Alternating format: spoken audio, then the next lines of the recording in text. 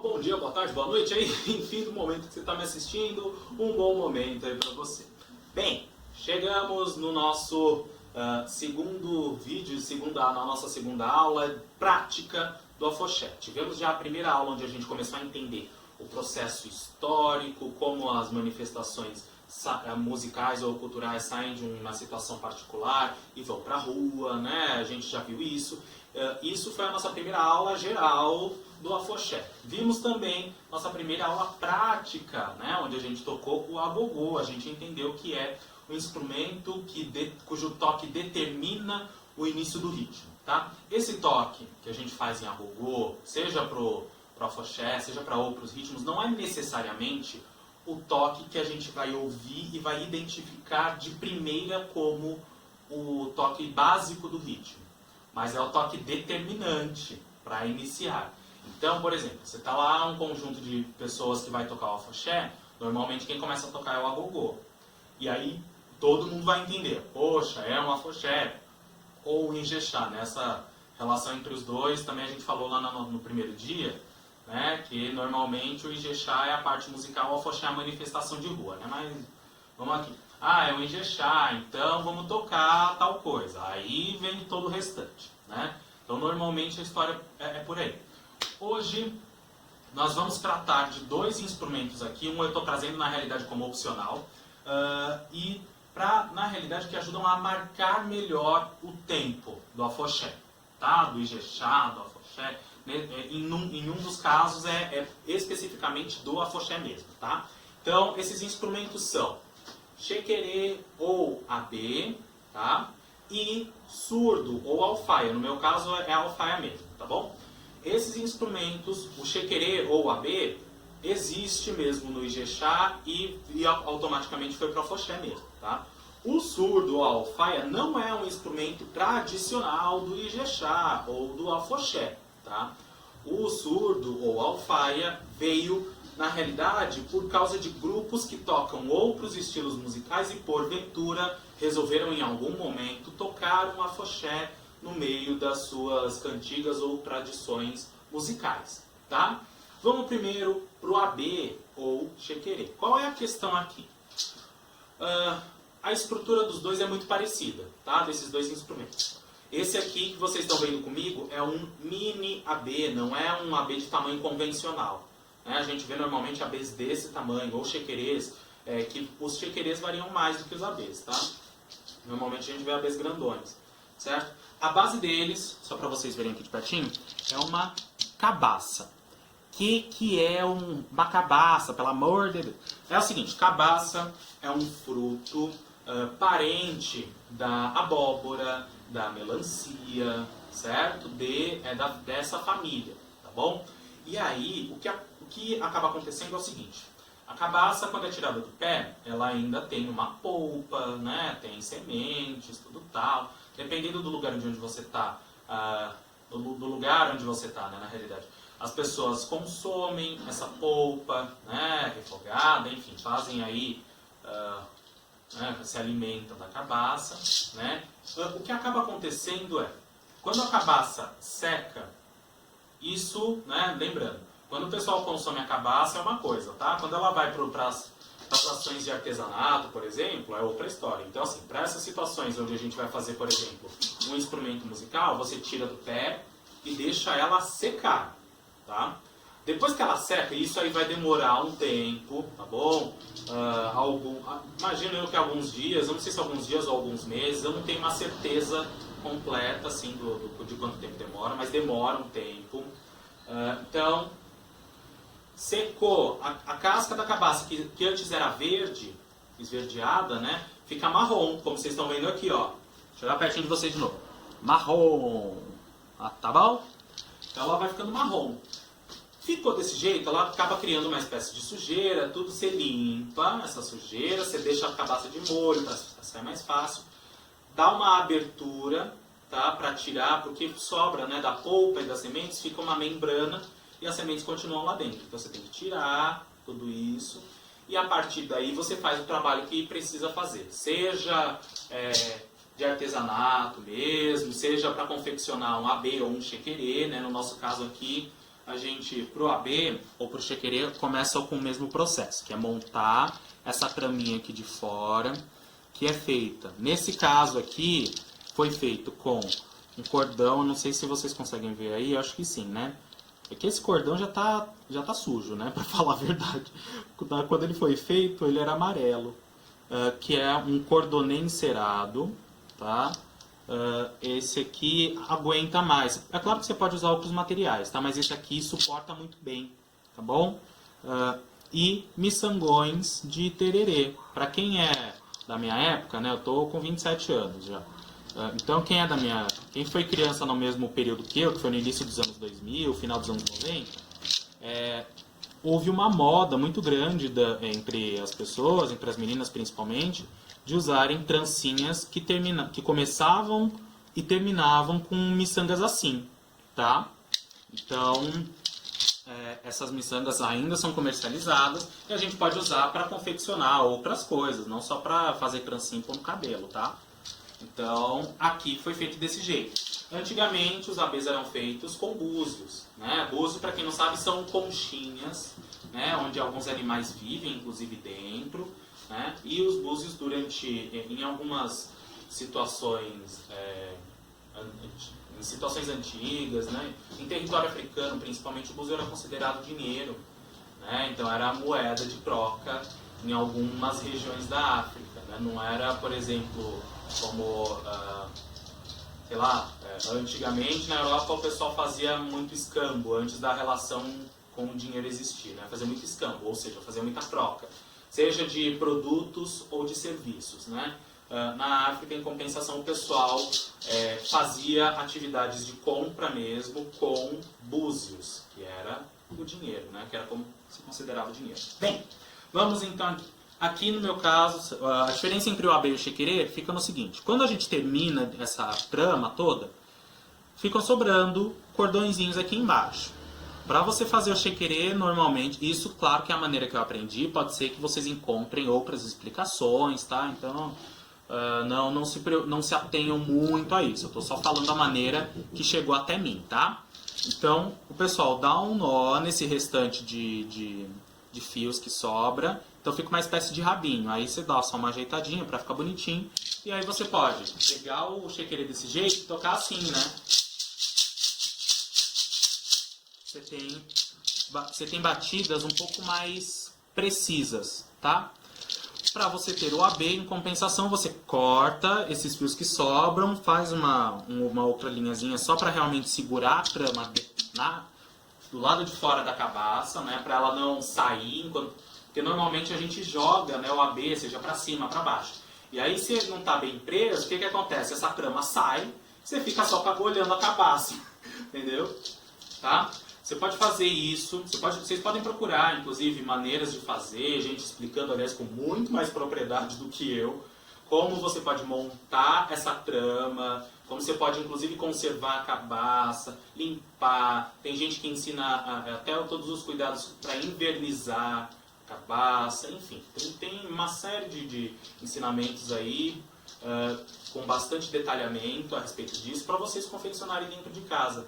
E se de repente, na região onde você está, você não encontre uma cabaça dessas, né? Porque às vezes não dá para, às vezes você não acha, né?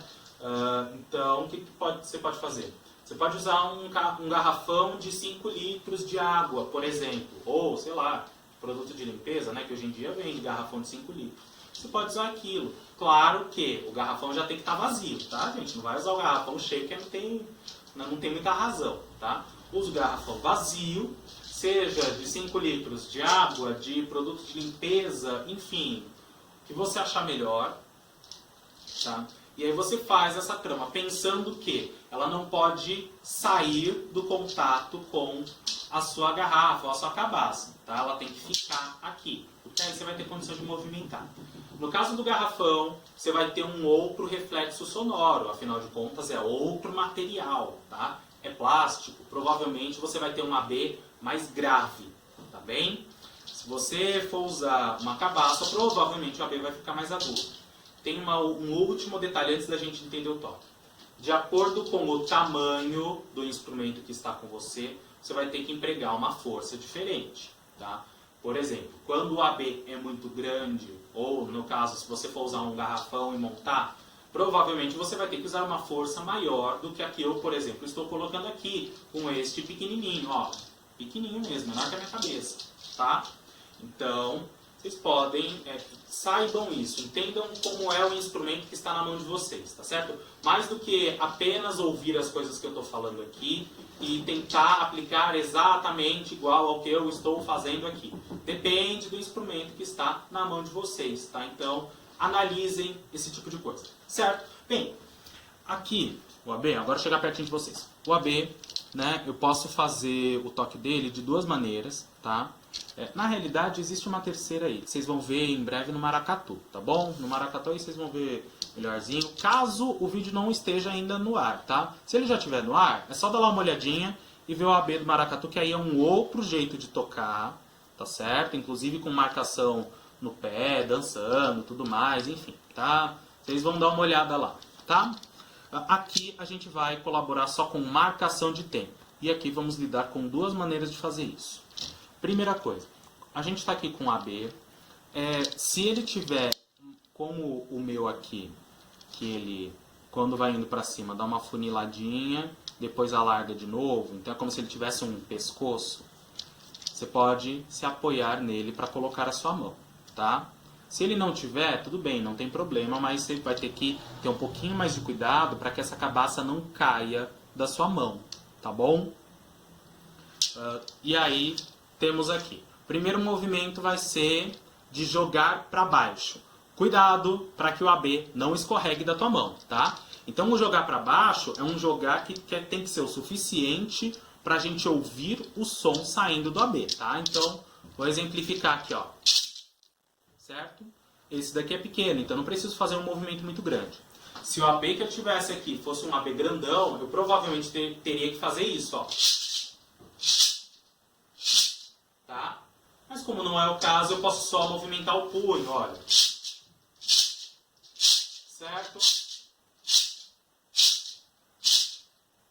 Aqui, você já tem a marcação, então você pode, né? Deixa eu marcar com o pé, ó. 1, 2, 1, 2. Marcou todos os tempos, 2, 1, só isso.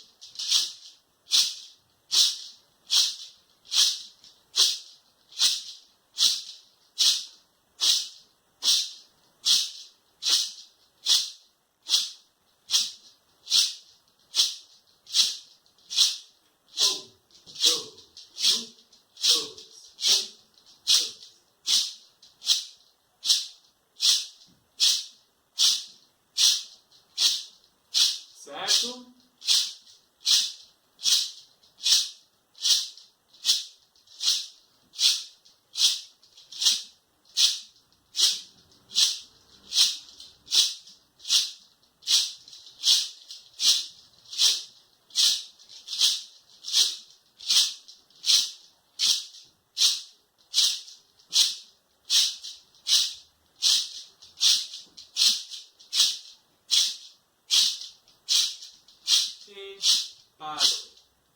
Basicamente é esse o toque que a gente faz. Essa é uma das maneiras. A outra maneira é mãozinha aqui que não está segurando o AB, pode vir aqui para baixo e ajudar a deixar esse som um pouquinho mais preciso, tá bom?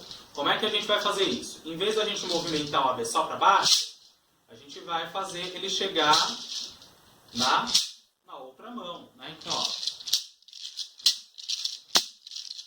Nesse caso vai ter um pouquinho mais de som rolando, mas como tem outros instrumentos sendo tocados, não tem um problema muito grande com relação a isso, tá bom? Tem uma outra coisa. Esse movimento que eu estou fazendo aqui do AB, olha, percebam.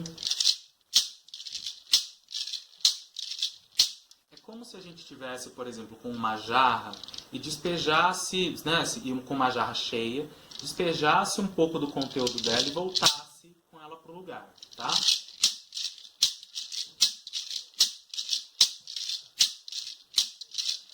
E o som fica mais preciso, tá? Claro que isso é um pouco mais de purismo da minha parte, tá? Né? De preciosismo, mas vocês podem vendo qual dessas maneiras vocês gostam mais também dentro do ritmo, tá? Então, ó.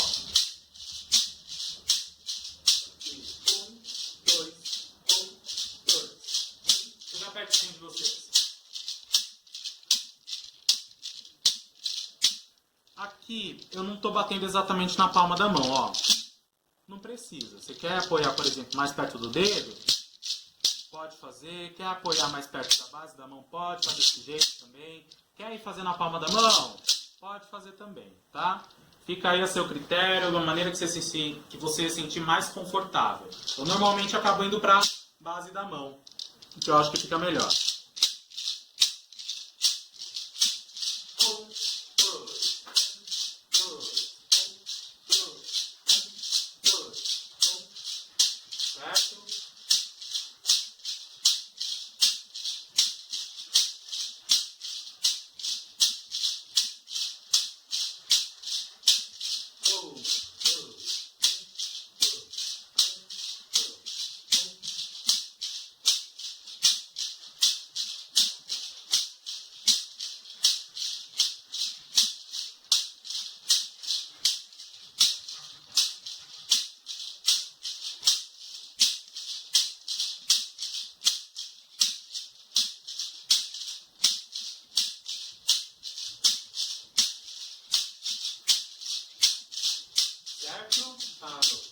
Tem uma coisa que é legal a gente observar também no AB.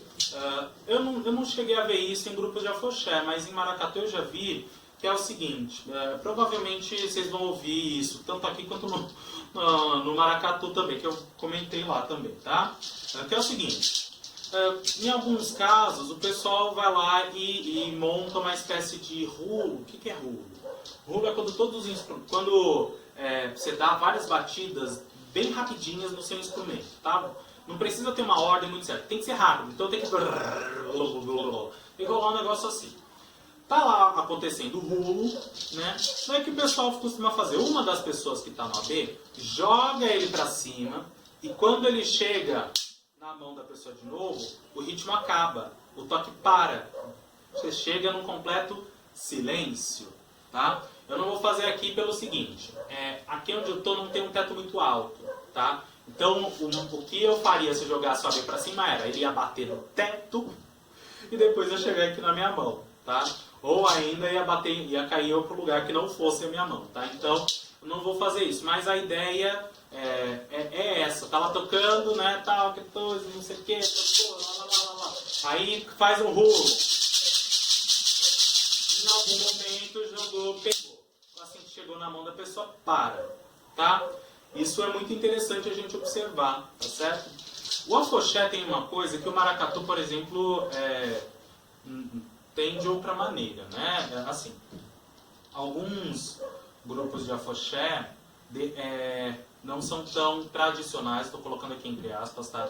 Do que alguns maracatus em algumas questões. Então, por exemplo, no maracatu vocês vão me ouvir falar dessa questão de muitos grupos não permitirem o homem tocar um instrumento como esse daqui, tá? E aí tem todo um fundamento, né, da relação da cabaça com o útero, não sei o que lá, enfim, né?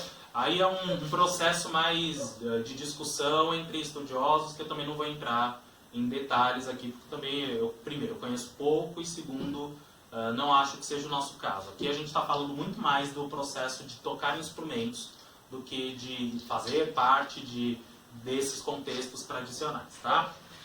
Então, no afoxé não tem muito essa questão. Tem muitos grupos onde o homem vai lá e toca um AB, por exemplo. Tem grupos onde as mulheres tocam atabaque, né? Tem grupos só de mulheres também, né? De estudos de percussão popular, né? O caso tem alguns grupos, né?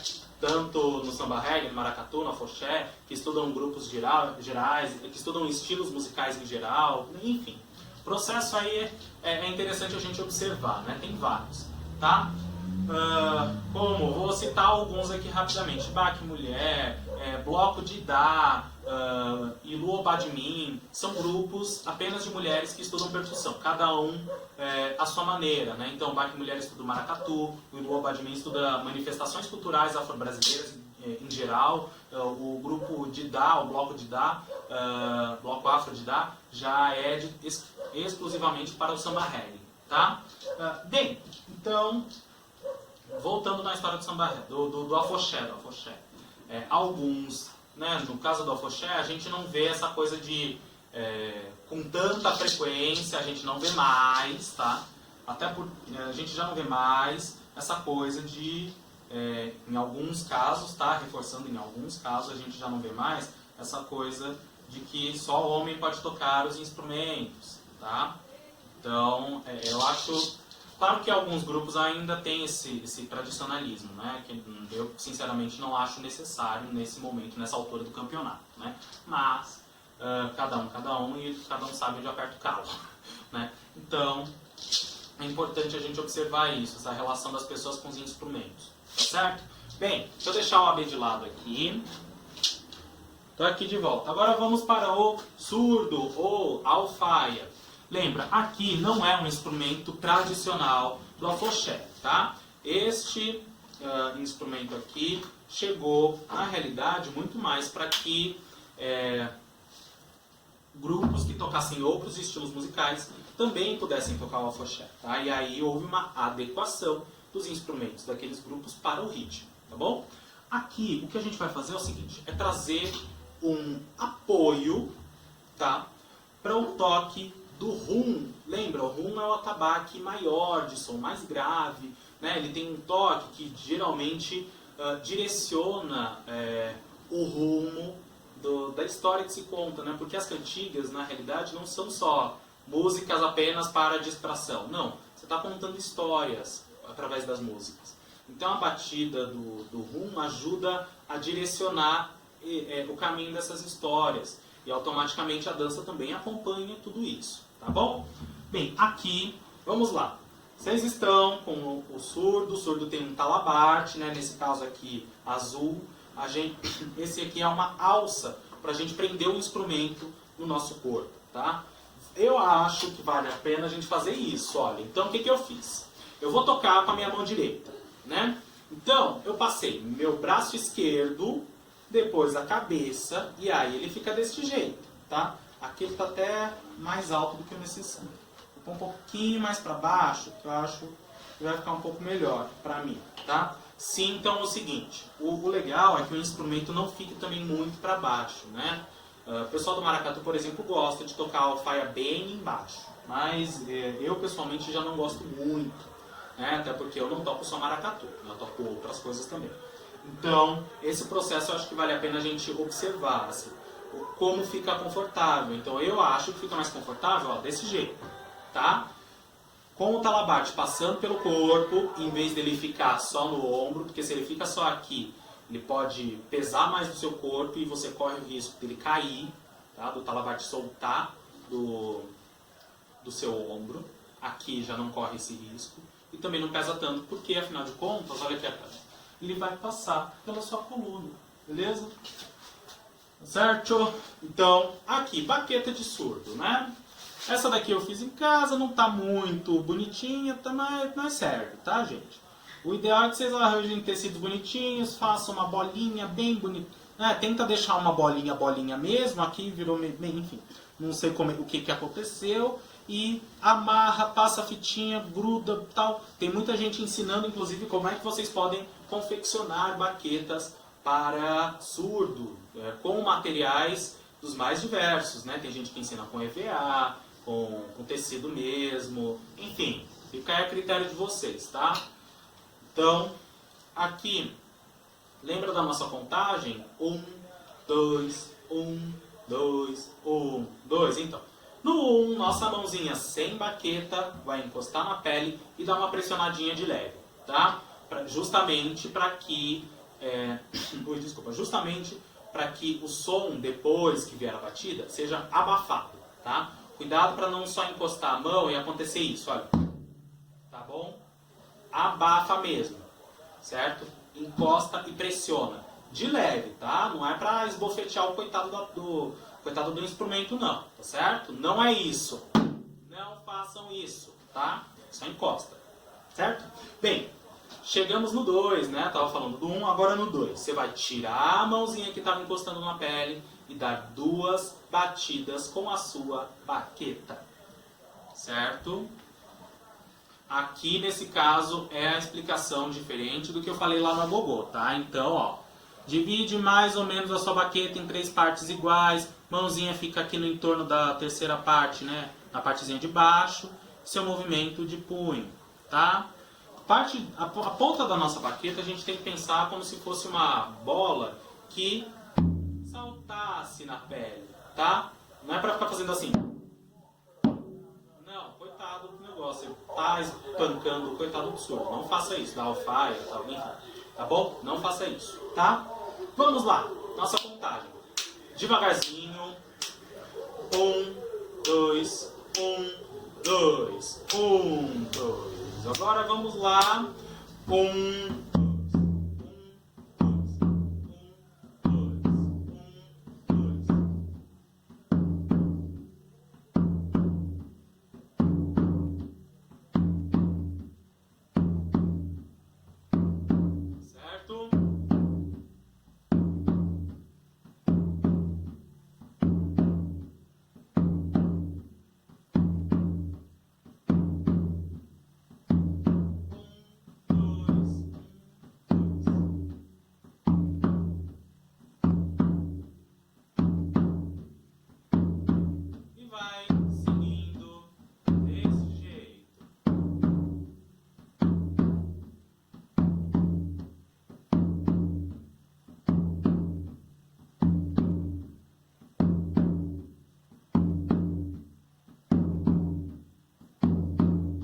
pode colocar um pouquinho mais de velocidade aí, né? 1,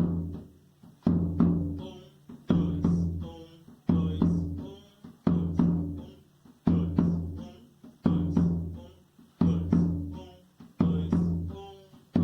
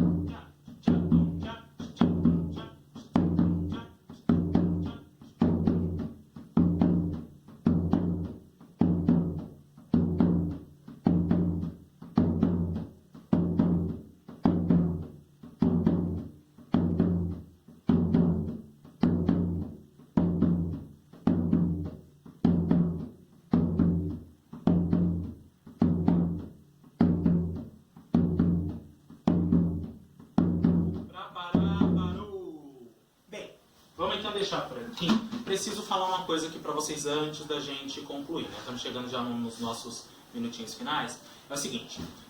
Quem viu os vídeos do samba reggae, quem viu os vídeos do maracatu, viu que o som desse nosso instrumentinho estava diferente, né? Ou quem vai ver, né? Eu não sei quando é que vai estar no ar, tudo bonitinho, né? Enfim. Então, é o seguinte. Hoje, no dia que eu estou gravando aqui, o afoxé está mais frio. Aliás, está bem mais frio do que quando eu gravei, por exemplo, o samba reggae ou o maracatu, tá?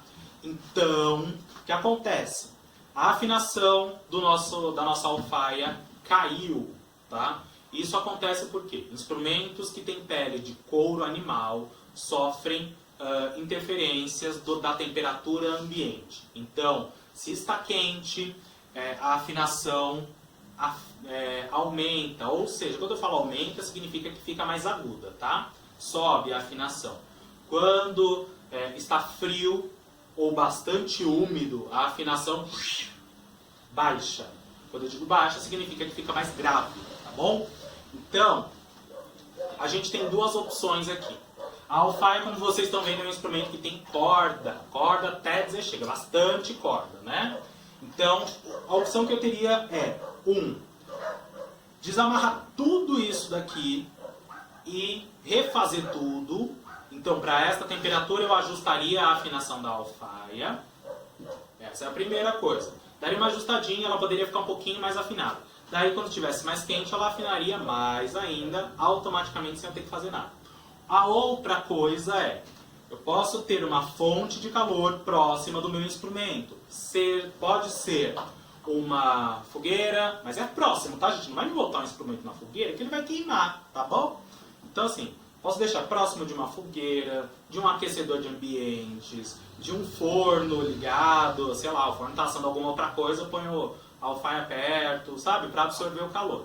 Então, é isso. O instrumento, quando tem pele animal, sofre esse tipo de alteração do ambiente, tá? Então, se você tem, por exemplo, um surdo que tem pele sintética, quando eu digo pele sintética, é, por exemplo, aquela pele branquinha, ou uma pele preta, que parece aquele tecido de sofá, sabe? Então, esses materiais não sofrem esse tipo de interferência. Então, se está quente ou se está frio, o som do instrumento que você afinou vai continuar sempre muito próximo. A não ser que, por exemplo, seja uma pele de baixa qualidade, que aí, à medida que você vai tocando, a afinação cai, tá? Porque não suporta. É diferente. Aí o material é de baixa qualidade, tá? Então, é diferente de quando você tem um material legal que vai aguentar as batidas que você dá, tá certo? Claro que você também tem que tomar cuidado para não ir com aquela síndrome de lenhador, entendeu? No seu instrumento musical. Vai com uma certa calma, movimenta mais o punho do que o braço, que vai ajudar, inclusive, a você ter um instrumento com uma vida útil melhor. Então, por exemplo, você ter, sei lá, uma alfaia que, em vez de durar, sei lá, 3 meses na tua mão, porque você não tem controle, você não consegue controlar a força, ela pode durar alguns anos sem você pensar em trocar a pele porque rasgou, entendeu? Então, essa coisa de cuidar de excesso de força, eu já devo ter comentado aqui em outras aulas, é um problema, né? Às vezes a gente acha que é só assim que vai sair o som, tá? Eu entendo isso, já passei por essa fase, já arrebentei muita pele de instrumento, e é justamente por isso que eu falo aqui disso com vocês. Eu acho que vale a pena a gente tomar cuidado com o excesso de força, porque ele não é nosso amigo. Parece que é, mas não é. Tá certo? Gente, estamos chegando no nosso finalzinho. Espero que vocês tenham gostado desse conteúdo que a gente tratou aqui. Se você de repente tem alguma dúvida, não entendeu alguma coisa, deixa aí no comentário para a gente ir conversando, tendo condição de explicar. Se eu souber, eu explico na hora. Se não, eu dou aquela pesquisadinha para entender também como é a dúvida. Certo? Se você conhece alguém que gosta desse conteúdo que a gente está tratando, da maneira que está sendo abordado, compartilhe esse vídeo com o pessoal, para a turma assistir, ter acesso a esse conhecimento, que é muito importante também. Divulgar conhecimento é sempre bom. Conhecimento mesmo, de verdade. Tá bom? Obrigado pela atenção de vocês, fica todo mundo bem aí e tchau!